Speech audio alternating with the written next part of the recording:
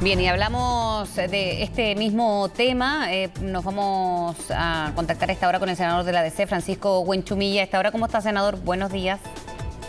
¿Cómo está? Muy buenos días. Bien, este condicionamiento que ha hecho parte de Chile Vamos, ahora Renovación Nacional, senador, abriéndose a la posibilidad de participar en esta mesa, ha ido en directa relación con la decisión de los indultos. Primero, que se haya condicionado un tema con el otro, ¿a usted le pareció oportuno en su momento?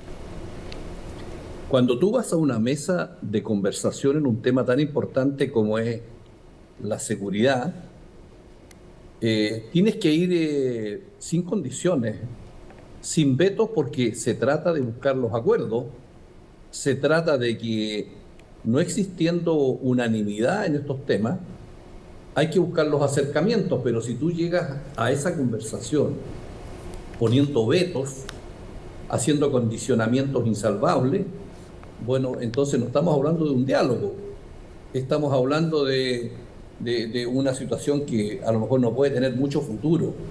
Por lo tanto, uno tiene que llegar a una mesa con la mente abierta, dispuesto a escuchar argumentos, a escuchar los elementos de juicio de ambas partes, para buscar un mínimo común denominador que pueda traducirse en un acuerdo. Y eso es lo que a mi juicio ha faltado en la naturaleza de esta mesa. Ya, y ahora con esta doble lectura que adjudicaban precisamente aquellos que se bajaron con indultar a personas que ya tenían un prontuario, que va directamente relacionado con liberar a personas que han cometido delito, que es un tema netamente de seguridad, senador. ¿Ahí cómo se podría tomar? ¿Eso no se justifica o no justifica esa decisión de bajarse de la mesa de seguridad, me refiero?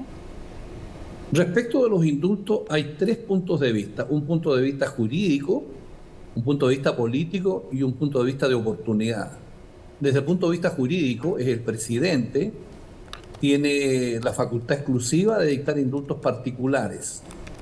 Y en la ley respectiva que regula esto, que es una ley muy antigua del año 1981, se señala que en casos excepcionales el presidente puede dictar un decreto fundado bajo cualquier circunstancia, saltándose incluso los requisitos de la ley, de tal manera que jurídicamente es el presidente el que pondera los fundamentos de su decreto para dictar un indulto.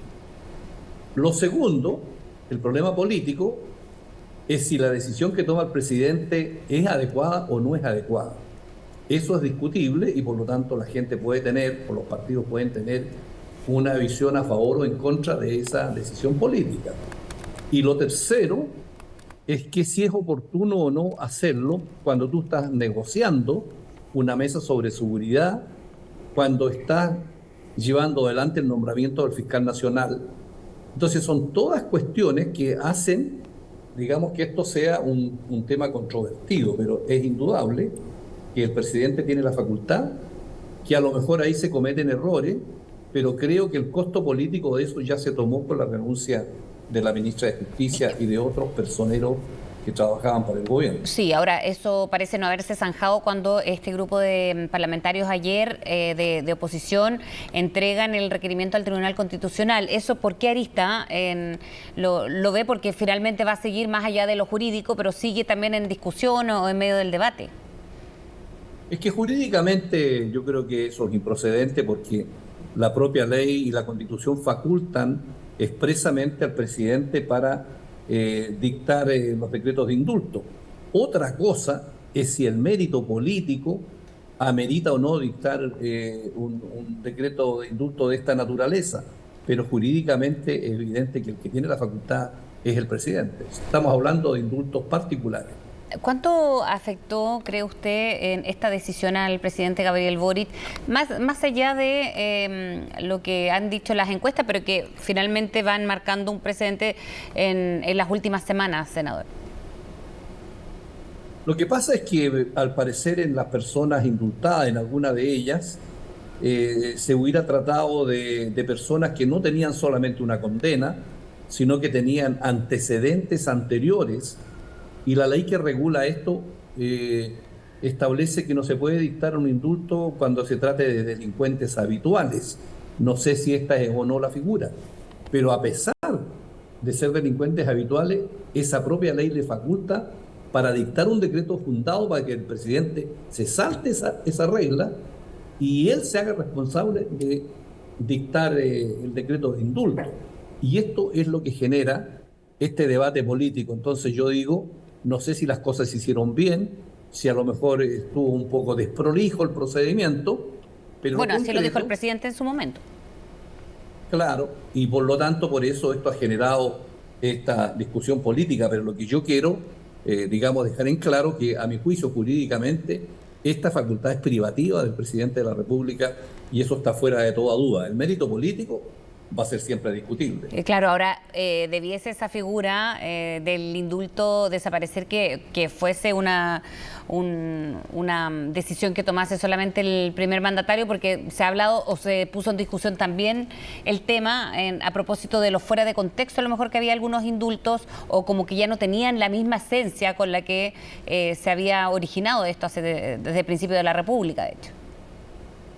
Yo era partidario de una ley de amnistía después de la crisis del estallido social, porque en todas las crisis que ha vivido Chile, desde la fundación de la República, cada vez que hubo un estallido, una crisis, un quiebre, un golpe de Estado, se dictaron leyes de amnistía. Eso está en la historia constitucional chilena e indultos particulares han dictado todos los últimos presidentes de la República de Chile.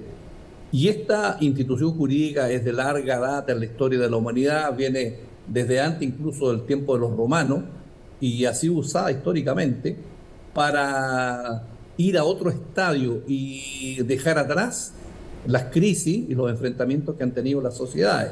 Es una facultad que sigue vigente en todas partes del mundo actualmente.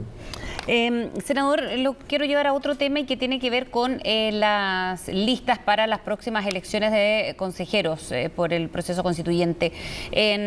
¿Por qué vía iría la democracia cristiana? Porque ayer hablábamos con algunas personas o personeros de Apruebo Dignidad o del socialismo democrático, y ahí hay todavía las dudas si se va en una lista solamente, y algunos decían incluso podríamos incluir a la DC.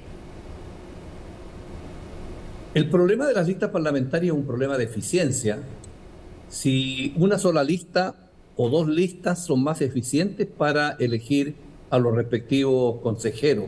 A mi juicio, ese es el tema central de este debate. Creo que el gobierno no debería meterse en el tema de las listas parlamentarias, en la lista de concejales, perdón, o de consejeros. Creo que este es un tema de los partidos políticos.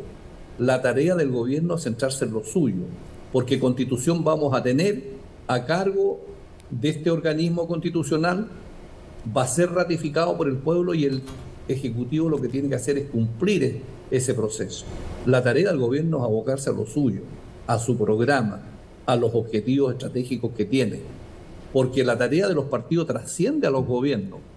Y en la discusión de los partidos respecto a una lista u otra lista, están en juego situaciones de poder y situaciones del futuro, de cómo van a quedar proyectados los partidos para las próximas elecciones que vengan. Entonces creo yo que el Ejecutivo comete un error al inmiscuirse en esta discusión con los partidos respecto de las listas parlamentarias. Y respecto de la DC, creo que el peor error que pudiera cometer es quedar aislada e ir solo, porque creo que eso es la crónica de una derrota anunciada en las próximas elecciones parlamentarias. Como lo que ocurrió en el primer proceso, con un representante del partido. Claro, tenemos un representante y no sé qué expectativa tenemos ahora, pero no podemos estar solos. Y si ir en una lista u otra lista no es un tema ideológico, es un tema fundamentalmente de eficiencia en el rendimiento de la lista para elección de los consejeros. Ese es mi punto de vista. Senador Huenchumilla, muchísimas gracias por hablar con CNN esta mañana. Gusto saludarla, buenos días. Nos vemos.